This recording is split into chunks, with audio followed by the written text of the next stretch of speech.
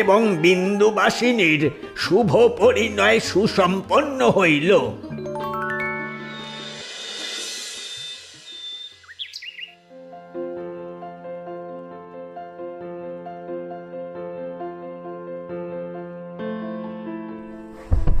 নতুন বউ এসেছে, নতুন বউ এসেছে, দেখি দেখি নতুন বউয়ের মুখ দেখি।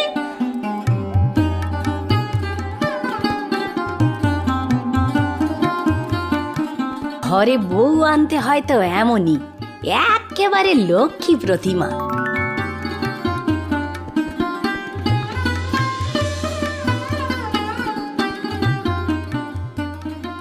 বেঁচে থাকো বোন, আমাদের ঘর আলো করে থাকো। মা আমার সাক্ষাৎ জগদ্ধাত্রী। মুখুজ্জি কর্তার সত্যিই জহুরের চোখ আছে বলতে হবে। ইনি হলেন যাদব মুখুজ্জে, অর্থাৎ মুখুজ্জে কর্তা। স্বভাবে খুবই শান্ত প্রকৃতির। জমিদারি সেরেস্তায় নায়েবি করেন এবং বাড়িতে পূজা অর্চনায় মেতে থাকেন। আর ইনি হলেন যাদব মুখুজ্জের স্ত্রী অন্নপূর্ণা। আজকে তার ভাই মাধব ঘরে বউ নিয়ে এসেছে। মাধব মুখুজ্জে এবং যাদব মুখুজ্জে একই মায়ের পেটের ভাই ছিলেন না, সে কথা নিজেরা তো ভুলিয়েছেন, প্রতিবেশীরাও তাই। দরিদ্র যাদব অনেক কষ্টে ছোট ভাই মাধবকে আইন পাশ করিয়েছেন। তারপর ধনী জমিদারের একমাত্র সন্তান অসামান্য রূপসী বিন্দুবাসিনীকে নিজের গৃহে আনতে সক্ষম হয়েছেন। বিন্দুবাসিনী বাপের বাড়ি থেকে 10,000 টাকার কাগজ নিয়ে এসেছে, সঙ্গে এসেছে তার দাসী কদম। দুদিন যেতে না যেতেই বিন্দুবাসিনীর অহংকার আর অভিমানের আঁচ পেয়ে অন্নপূর্ণা প্রথমেই ছুটে যায় তার স্বামীর কাছে। হ্যাঁ গো, হ্যাঁ বলো। রূপ আর টাকার পুটুলি দেখে তো ঘরে বউ আনলে, কিন্তু কিন্তু এই যে কেউটে সাপ। এসব আবার কি কথা? হ্যাঁ, এসব তোমার ভুল ধারণা। ছোট বউ যে ওজনের রূপ আর টাকা এনেছে, তার 4 গুণ অহংকার অভিমানও সঙ্গে এনেছে, বুঝলে? তাই তো আমি কাছারি হয়ে আসি। আমার কথা বিশ্বাস করছো না তো? ঠিক আছে, এসো।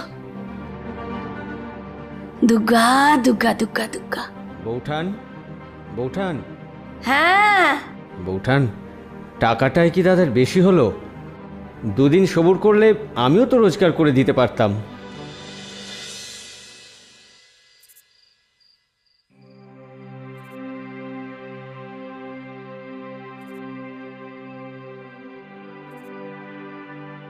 হ্যাঁ গো, শুনছো? এখনো গোসা করে আছো? কথা বলবে না?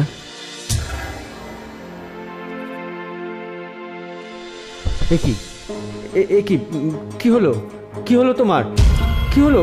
বৌঠান, বৌঠান, দাদা, দাদা শিগগির আসুন, ছোট বউ অজ্ঞান হয়ে গেছে।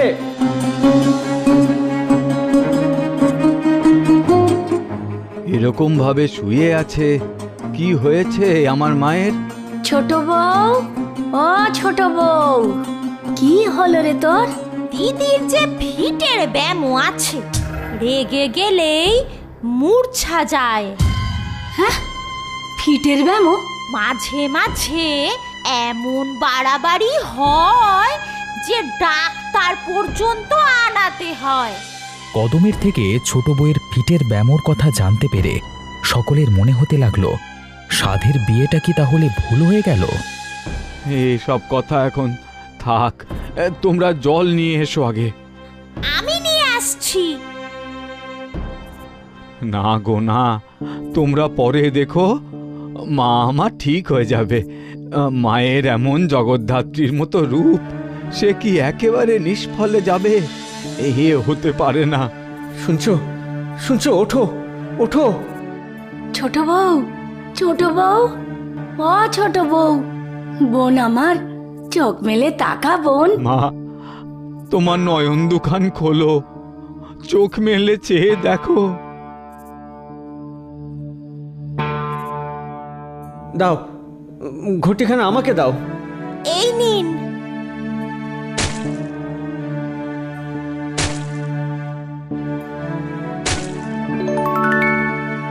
এই তো মা আমার চোখ মেলে তাকিয়েছে।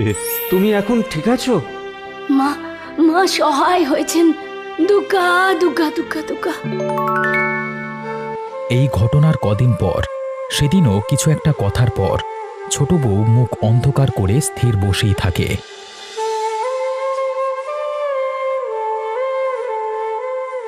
ও মা গো, বলি ছোট বউ এমন ধারা মুখ কালো করে বসে আছি কেন? বিন্দুর মুখের দিকে চেয়ে অন্নপূর্ণার প্রাণ যেন চায় যায়। কদমের বলা কথাগুলো কানে বাজতে থাকে তার। দিদির যে ফিটের ব্যামো আছে। কি করব এখন?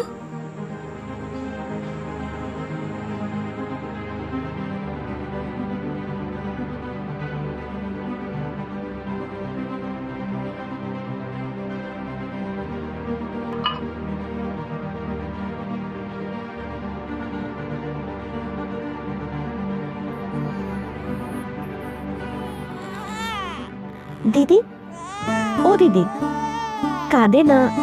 ও কাঁদে না বাচ্চা। বিন্দু প্রাণপণ চেষ্টা করে নিজেকে সংবরণ করে এবং মূর্ছার কবল থেকে নিজের আত্মরক্ষা করে। তারপর অমূল্যকে বুকে জড়িয়ে নিজের ঘরে প্রবেশ করে।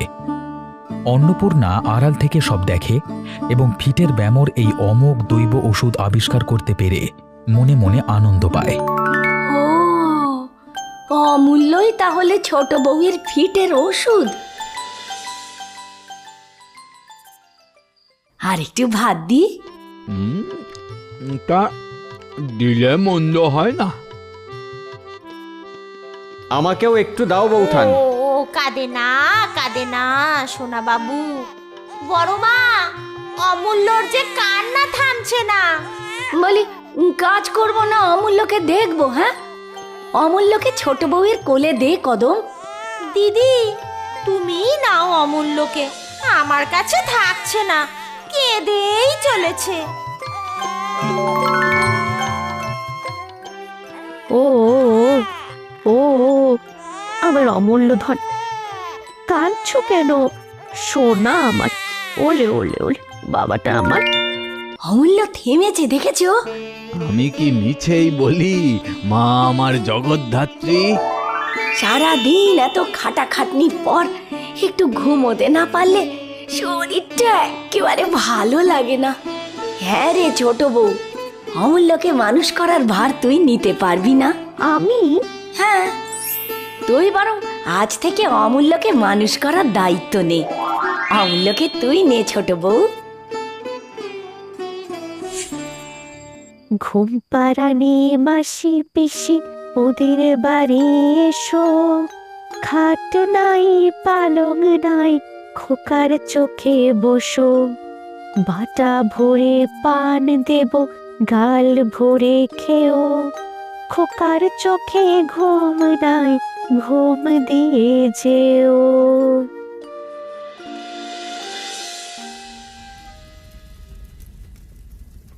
দিদি, অমূল্য ধনের দুধ কই? 1 মিনিট সবুর কর বোন, এক্ষুনি জাল দিয়ে দিচ্ছি। কালও তোমাকে বলেছি আমার 8টার মধ্যে দুধ চাই চাই। তা এখন তো 9টা বাজে। কাজটা যদি তোমার এতই ভারী ছেকে দিদি, তাহলে তো স্পষ্টই বলতে পারো, আমি অন্য উপায় দেখতে পারি।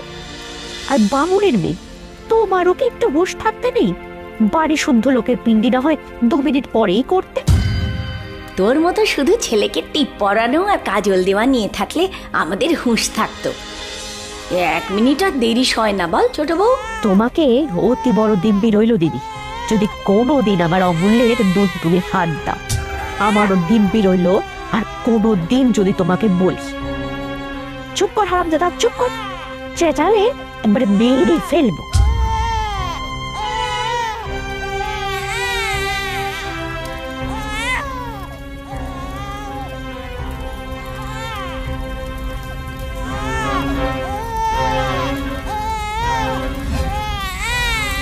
অমূল্য কাঁদে না, ওরে বাবা রে।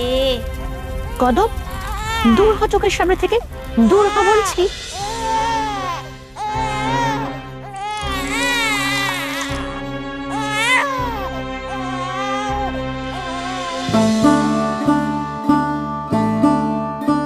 শুনলে মেয়ে ওর কথা?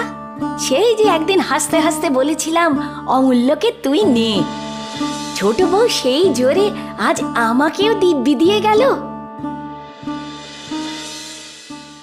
আমার অমূল্য ধন এত দৌড় হয় না বাবা, আমি কি এত ছুটতে পারিনি? আর একটু ভাত আছে, আর এক গাল বাছা, এদিকে আয়। ছোট মা, আমার পেট ভরে গেছে। ঠিক করে না খেলে বড় হবে কি করে বাবা? হ্যাঁ রে ছোট বউ, অমূল্যকে এখনো খাওয়ানো হয়নি? দেখো না দিদি কেমন ছুটে বেড়াচ্ছে। আমার পেট ভরে গেছে দিদি, ছোট মা তাও জোর করছে। এই তো ধরে ফেলেছি আমার মানিক। হা করো তো, হা করো বাচ্চা, এই তো।